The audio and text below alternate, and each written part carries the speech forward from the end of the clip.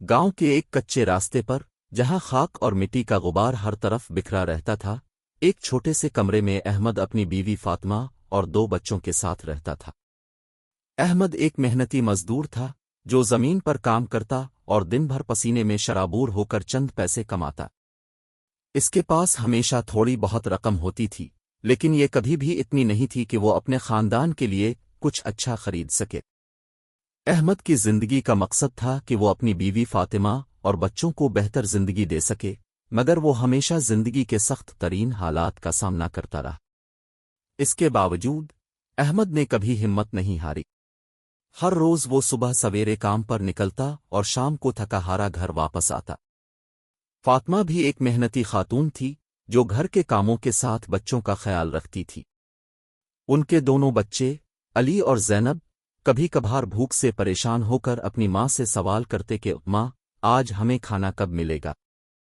फातिमा हर बार यही जवाब देती, बस बच्चों, अभी कुछ वक्त और सब्र करो, खाना तैयार हो जाएगा। फिर एक दिन गांव में मौसम बदला और बरसात का मौसम शुरू हो गया।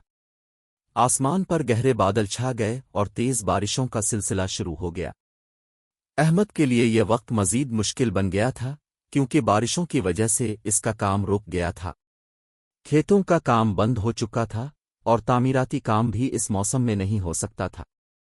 अहमद के पास कुछ पैसे थे जो उसने मुश्किल वक्त के लिए बचा रखे थे, मगर वो भी जल्द खत्म होने वाले थे। इसके साथ साथ इसके घर का सामान भी कम होता जा रहा था।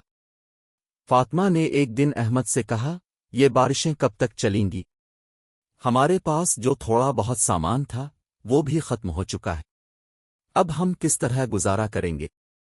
अहमद ने अफसुर्दगी से कहा, मेरे पास जो थोड़ी सी बचत थी वो भी खत्म हो गई है। हमें कुछ नहीं बचा, बस दुआ करें कि हालात बेहतर हों। इस दौरान अहमद के बच्चे, अली और ज़ैनब, भूख से निढाल हो गए थे।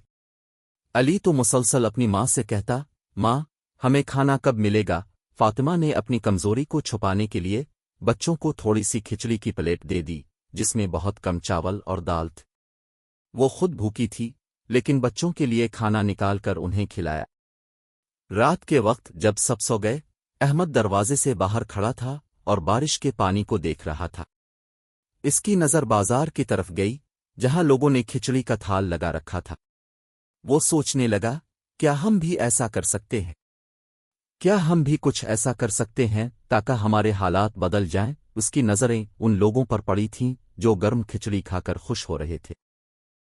अहमद ने अपनी बीवी फातिमा से बात की, फातिमा, मुझे एक ख्याल आया है, क्यों ना हम भी खिचड़ी का थाल लगाएं? फातिमा ने कुछ सोच कर कहा, यह अच्छा ख्याल है, लेकिन हमारे पास इतने पैसे नहीं हैं कि हम सामान खरीद सकें। अहमद ने कहा, मेरे पास कुछ पैसे हैं जो मैंने बचा कर रखे थे। हम उनसे सामान खरीद सकते हैं और खिचड़ी बनाना शुरू कर सकते हैं। दोनों ने इस पर फैसला किया कि वो खिचड़ी के लिए सामान खरीदेंगे और उस काम का आगाज करेंगे। दूसरे दिन अहमद ने खिचड़ी बनाने का सामान खरीद लिया और अपने घर के बाहर थाल लगाया। इसने खिचड़ी बनाई और इसे बाहर रखा ताकि गुजरने वाले लोग खरीद कर खा सकें। लेकिन बदकिस्मती से बारिश का सिलसिला दोबारा तेज हो गया और अहमद का पहला थाल, जो इसने इतनी मेहनत से लगाया था, तबाह हो गया। खिचड़ी की प्लेटें पानी में बह गईं और अहमद का पहला कदम नाकामी में बदल गया। अहमद और फातिमा मायूस हो गए। अब क्या करें? हमने जो थाल लगाया था वो तो तबाह हो गया, फातिमा ने दिल गिरफ्तगी से कहा। बारिश की तबाही के बाद अहमद और उसकी बीवी फातिमा दोनों बहुत मायूस हो चुके थे।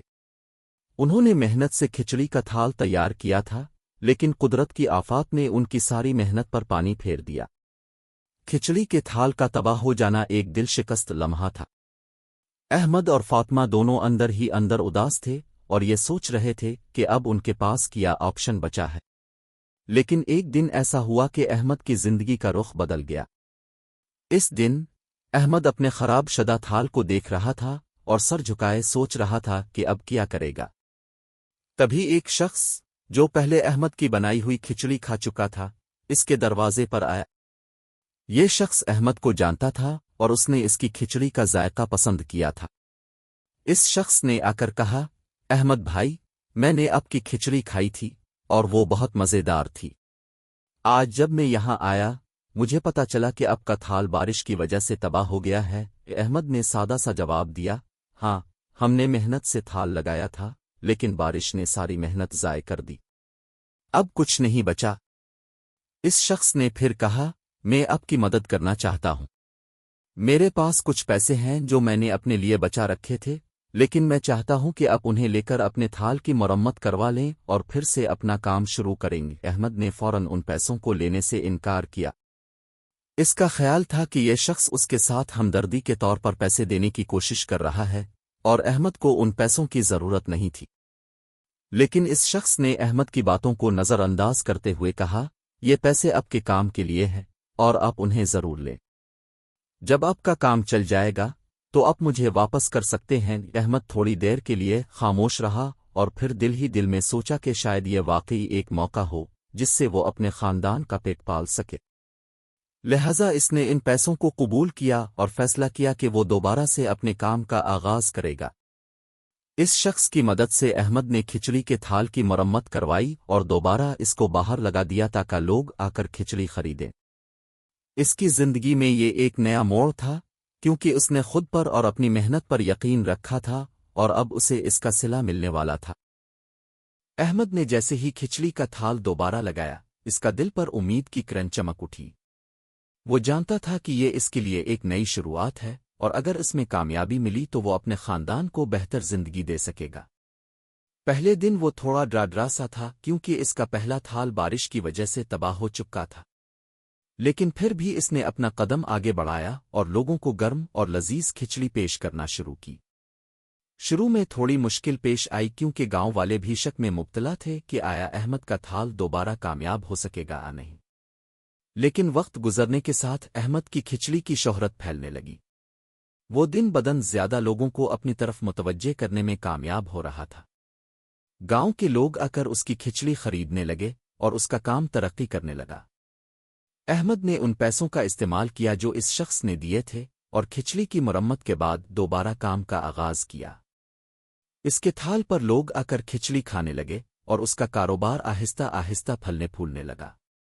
احمد نے اس دوران محنت اور ایمانداری سے کام کیا اور اس کا ایمان کبھی ٹوٹا نہیں۔